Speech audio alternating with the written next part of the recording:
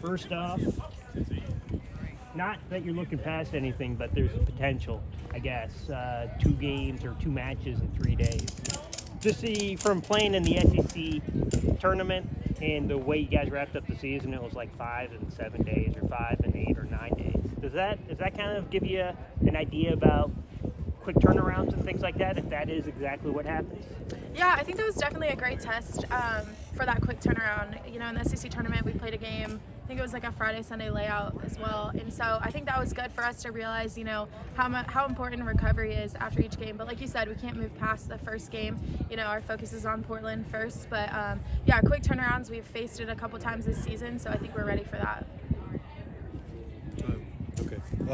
After you had a scoring outburst like you did last game, what things that you did well are you going to want to translate into this Friday's game?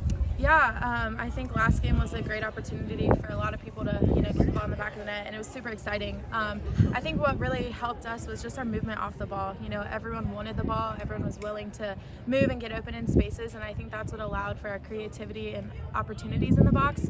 So I think if everyone is just willing to, you know, move off the ball, create spaces, want the ball, combine, move the ball fast, you know, I think opportunities will be there, and that's what makes us so special, is just our creativity in that final third. So we're excited for that, and I think Jacksonville State was a good opportunity for us to practice that and showcase that, so hopefully we can get more in the back of the net.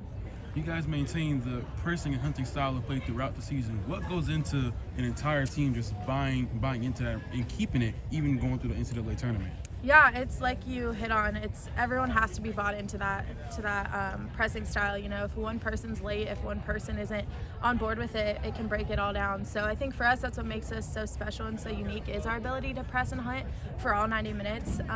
And I think every person on this team has really embraced their role in that aspect and what they need to do with that. Whether that's, you know, a midfielder stepping up with our front line, whatever it may be, you know, that pressing mentality is a whole, we have to do it as a unit. And so I think we've kind of really embraced that in our style, and hopefully keep implementing it.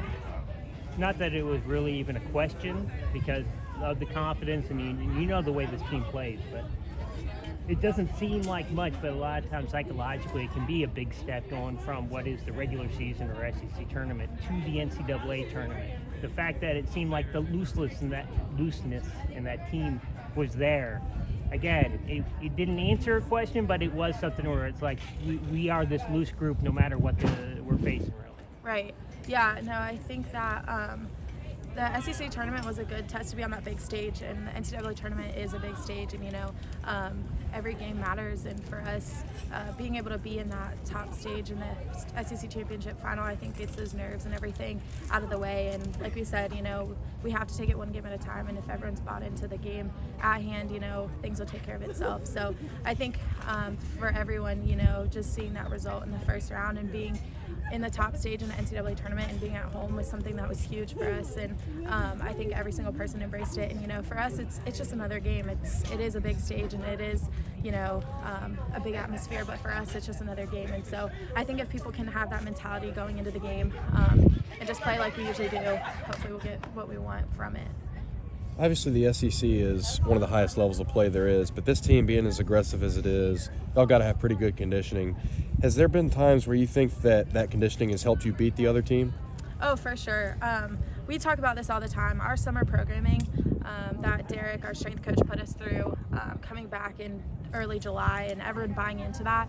I mean, we can see it each and every day, you know, when 70 minutes rolls around and we're still pressing, we're still hunting, we're still fighting, you know, that's all that fitness that we did in the summer. And so for each and every person, we knew this summer, like, how special it was. And, you know, we'd go out in the field and do pickup, and we couldn't even get people to get off the field. You know, we had to maintain our loads, and it was by telling people, like, we have to shut it down. So for people to be that willing and bought into our summer programs and just the conditioning in that aspect, because obviously when season rolls around, we're playing games like crazy. You can't really condition in season. And so for us, you know, having that from the beginning was something that was crucial for us. And, you know, we can see it to this day. I think each and every person can press and hunt for 90 minutes and still keep going. So it's definitely helped us for sure. So tomorrow's game is set to be in about the 50s. I know you're playing a lot of warm weather games throughout the season. Do you do anything different as a player, even as a team, to kind of prepare for a more cold weather game? No, not really. I think us just training this week in this cold weather kind of got us used to it. Wes had us practice at 6 p.m. on Sunday, and so we kind of felt that cold weather on Sunday. And once you're running around and playing, you don't really think of it. So it is a factor, an aspect, but it is for everyone. Everyone's going to be playing in this cold weather, and it could be worse. We could be somewhere, up north where it's 4 inches of snow. So for us, it's not too bad. Once you get going, once you get moving, we won't even really think about it. Did you watch much film on the Portland and Arizona State game? We've talked about it a little bit as a team, and we've kind of run through some things in practice, but we played before them, and so a lot of us were able to watch the game live, and we can watch film and everything, but at the end of the day, we're still gonna do what we do. Not a whole lot will change. So we've implemented some stuff and kind of talked through some things, looked at their key players, but for us at the end of the day, it's how we're gonna play our game. Kind of piggybacking off of that, of course, there are teams that are ranked either above or below you in the RPI. What goes into making sure you don't, play down to an opponent, or just play based off an opponent's skill level? Yeah, I think, like I said, as long as we play our style, things will kind of take care of itself. For us, we know the team's coming in, and for us, it's how can we play around that? Whether every team's going to come in with us being the number 1 seed and want to give their all, play their best. And so we've noticed that through this season is with their starts, the first 5-10 minutes of the game, teams come flying at us, and we got to be prepared for that, and we got to match that. So for us, just knowing how teams are going to come in, and everyone wants to be the number 1 seed, everyone wants to be that upset team.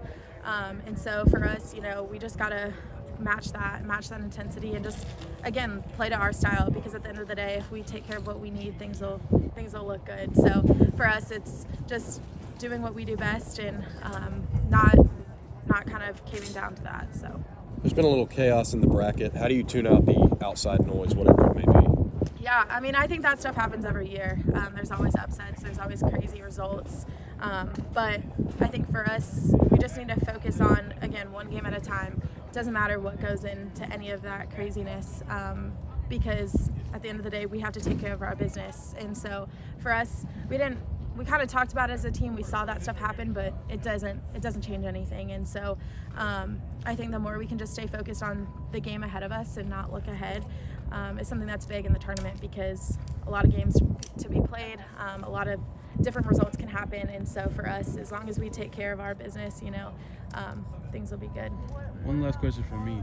With 2 games and a doubleheader since tomorrow, you getting club vibes from back in your younger days when it was just games all day on the same field? Yeah, we talk about that too. It's I don't even know how I did it, playing 4 games in a weekend. You play 2 games on a Saturday and then turn around 2 games on a Sunday.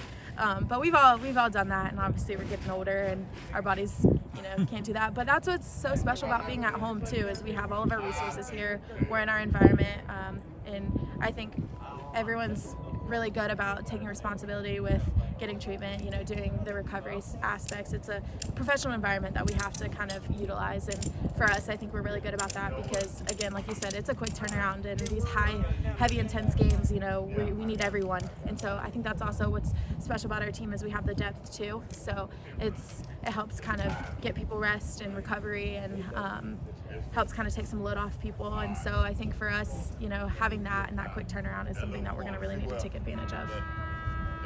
I think that's the horn. Yeah.